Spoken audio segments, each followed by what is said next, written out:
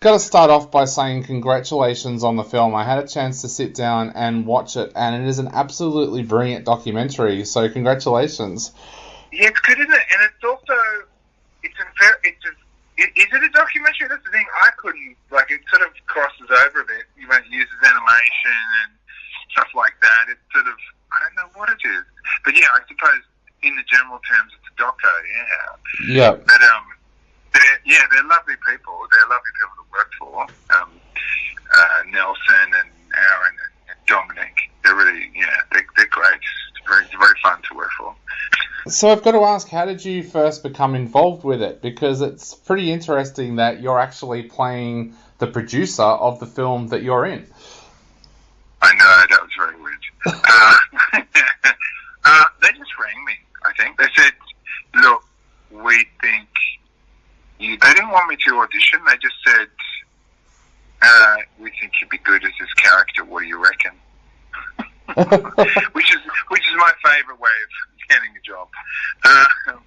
Because, I don't know, as you get older, you go, I just waste so much time doing all these auditions for things. And, yeah, anyway.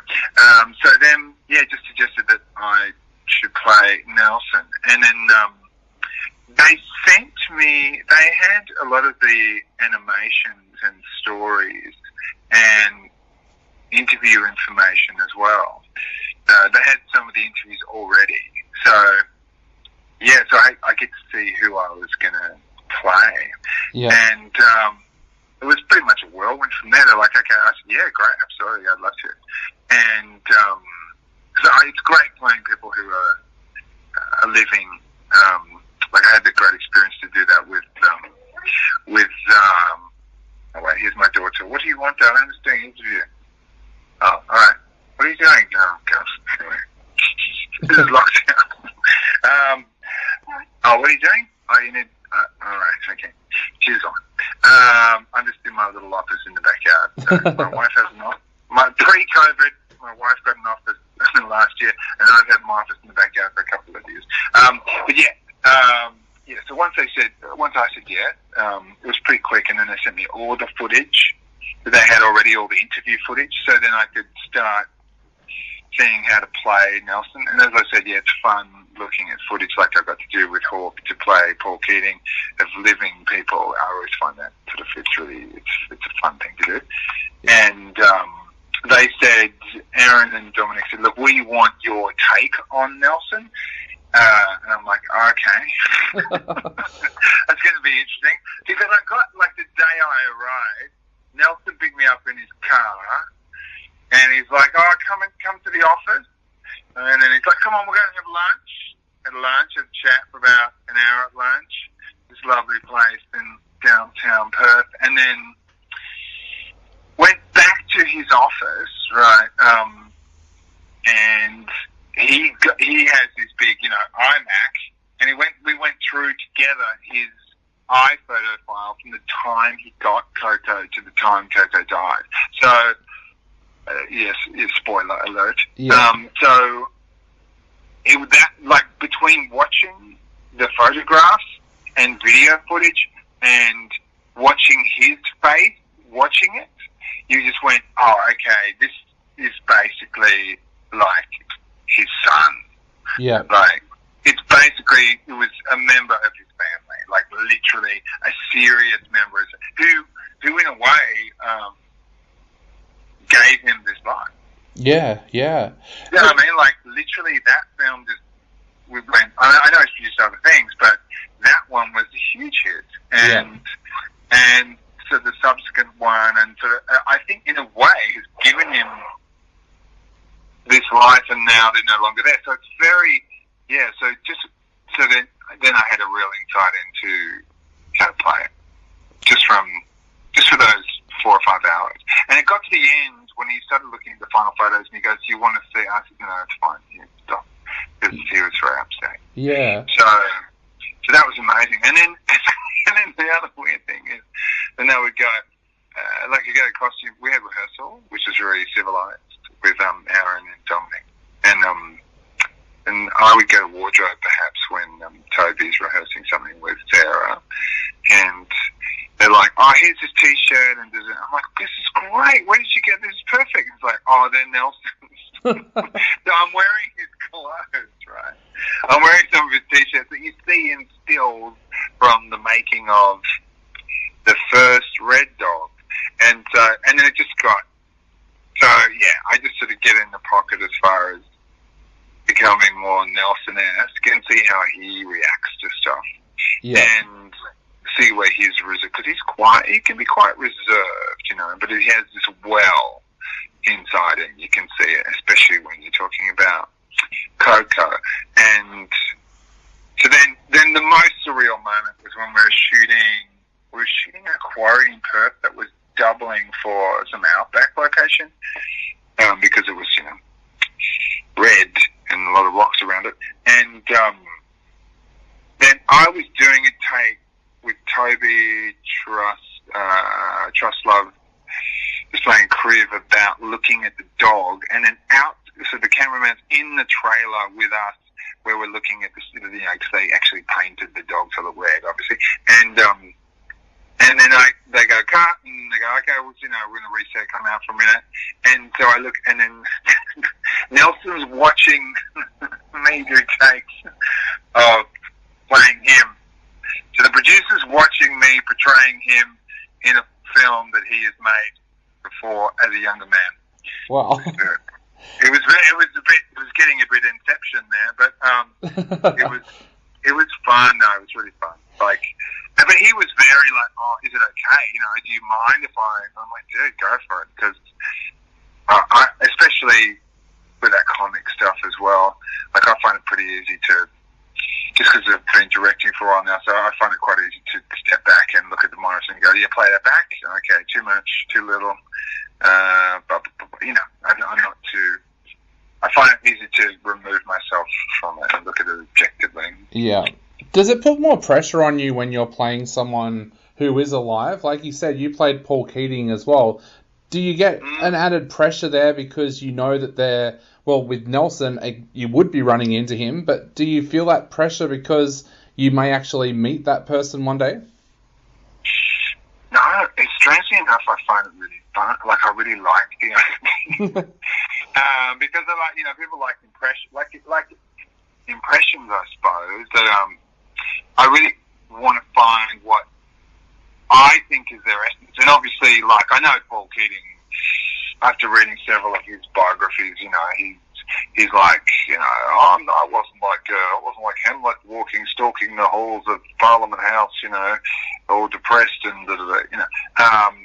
But a part of him was, because he talks about melancholy, you know. So yeah, it's fun to try and look at their history and who they are and how they grew up, and then put it into the playing of the person and put your faith in the director and the editors. And to be fair, like, Aaron and Dominic had a very, very clear idea of what they wanted, literally frame for frame what they wanted, which was pretty amazing. And with just young filmmakers, and I think it helps too because Aaron had acting experience. And I think what really sums it up is when they went, okay, we're going to have when we wrapped, because we only shot, I was only there for 3 weeks and we shot for 2 weeks, and they had their wrap party at this artist photographer's studio, and so you went, oh, okay, these guys are like into everything to do with art. Like, this is it. Like, so it just happens, they happen to be filmmakers and this is their main passion, but they draw from everything. That's why I think the doco is sort of so eclectic in its style. Yeah. You mentioned being around Nelson when he was looking at photos of Coco's last days. Were you a pet owner yourself? Was that something that you were able to relate to? Because I lost my cat this year and it hit me so hard. I did not expect it to hit that hard. Yeah. How long did you have your cat for? Over 10 years. So yeah, he was my little buddy. He used to, whenever I was recording an interview or anything at home, he'd come and sit on my lap. Yeah, he was just as much part of our show as what the rest of us were, really. So yeah, exactly. Yeah.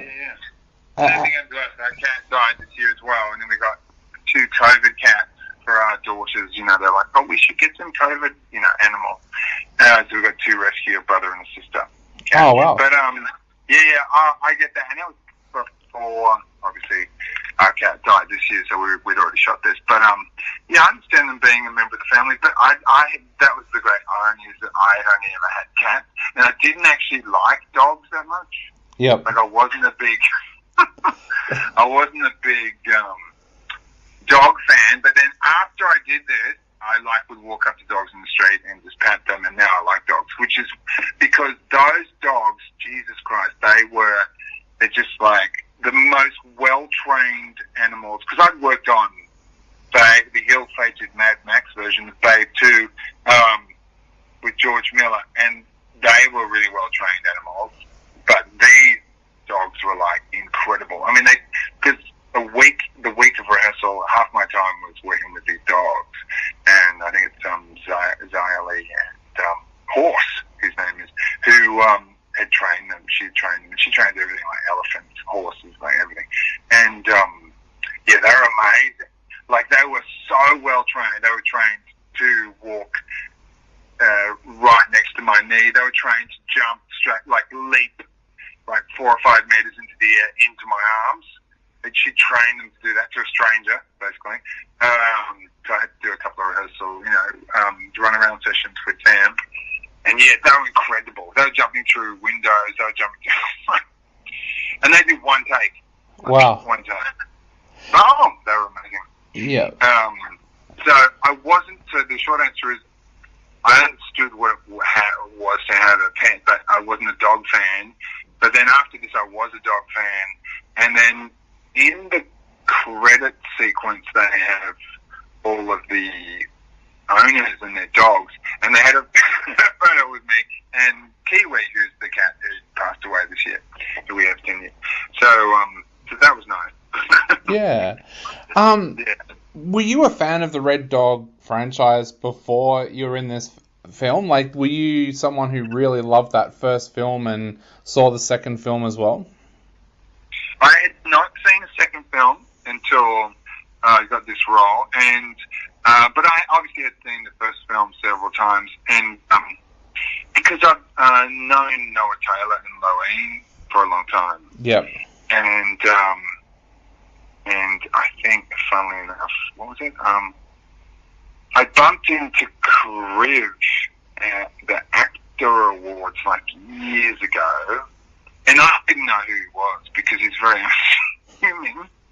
And I'm like, oh, what do you do, mate? And he goes, oh, I'm a director, and I've got this film coming out. I'm like, oh, good on you. Yeah. What was it about?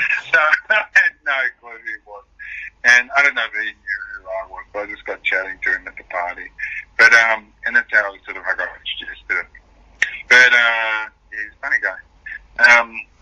Yeah, obviously I'd seen it, and it's had a lot of runs on TV as well, so I'd watched it with my, which is very cool. Yeah, awesome. Well, mate, I know we are running out of time very, very quickly, so I'd love to ask before I go, is there anything you would like to say to our listeners before they check out Coco, A Red Dog Story?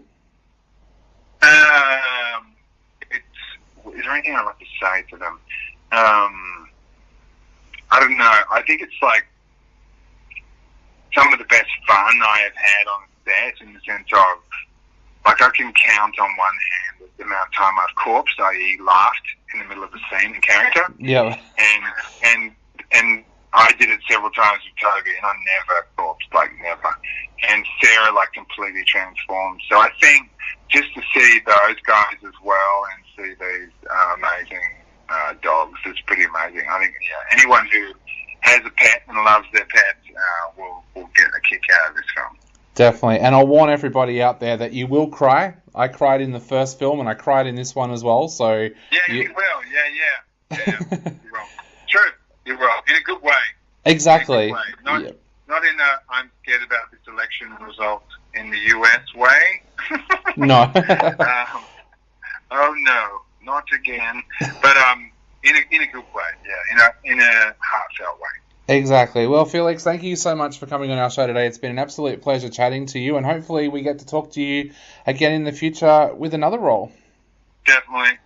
Thanks, Dave. I appreciate it, mate. All right, mate. I'll let you go, but have a great day, and we'll chat soon. That's it, buddy. Awesome, mate. Good Thanks. talk. Bye.